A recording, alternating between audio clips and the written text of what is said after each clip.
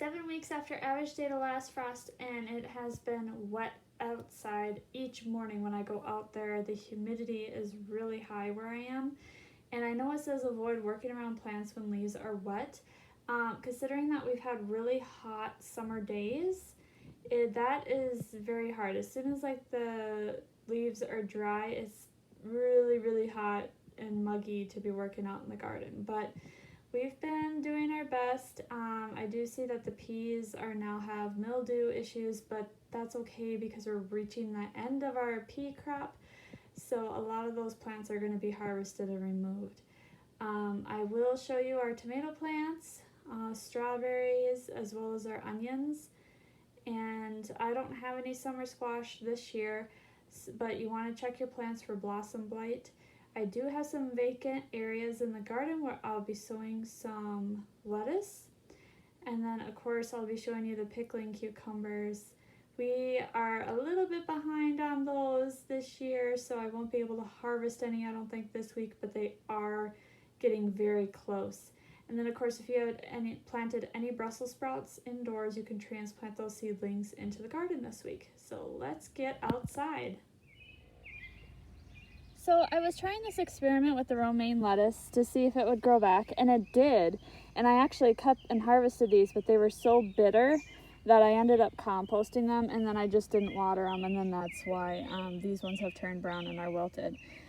So basically you can let the romaine grow again after you've cut the main plant away, but these little sprouts that come up aren't palatable, so you could let them go to seed if it was an heirloom variety. This was a hybrid, so I can't, if I collected the seed from it, it wouldn't be anything worth saving. So I'm just going to pull it up, and then this week we can still put in like leaf lettuce and carrots and bush beans in place of any vacant areas in the garden. So that's what I'm going to be doing here. I'm expecting that this is going to have a pretty good root system if I pull it up. Generally, you're not supposed to work in the garden if stuff is wet, but I don't really care.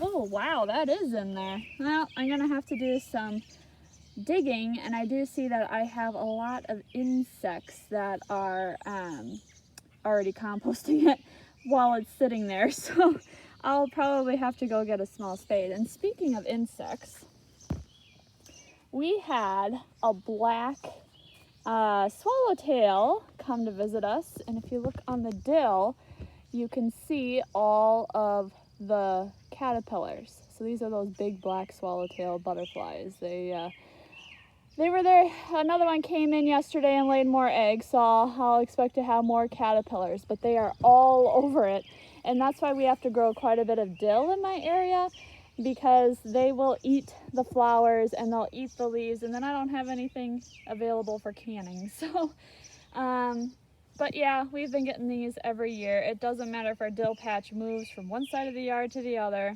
they always seem to find it. The seed that I'm choosing is a leaf lettuce variety, especially now that we've had another big lettuce recall in the grocery stores in my area.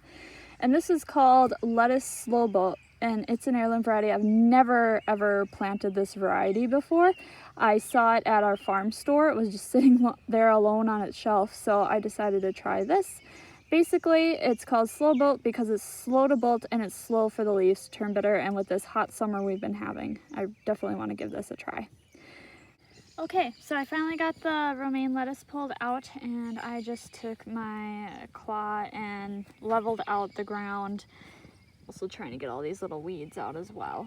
And so all I'm gonna do now is take the lettuce seed and just scatter it in a wide block over the ground here, just hopefully very lightly.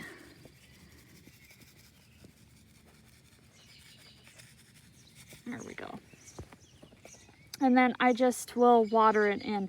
This stuff really doesn't have to be like it's an 1/8 inch, 1/4 inch planting depth. You can just take and kind of scratch it in, but usually when I water it in, it does well on its own. Another thing that I am doing this week is I mulched all the tomatoes with straw, And this is just to keep the dirt off the leaves and the fruit. But as you can see, I got some lovely tomatoes coming.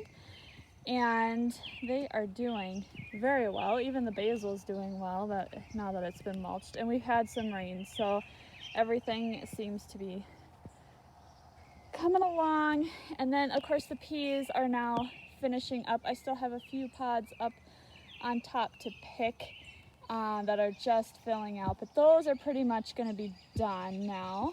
And we have our corn tasseling away. It was only 4th of July a few days ago, and this stuff is like full grown. So you could see that, and we have the ears coming. It's very thick in there, so I don't know how well I hope stuff pollinates well.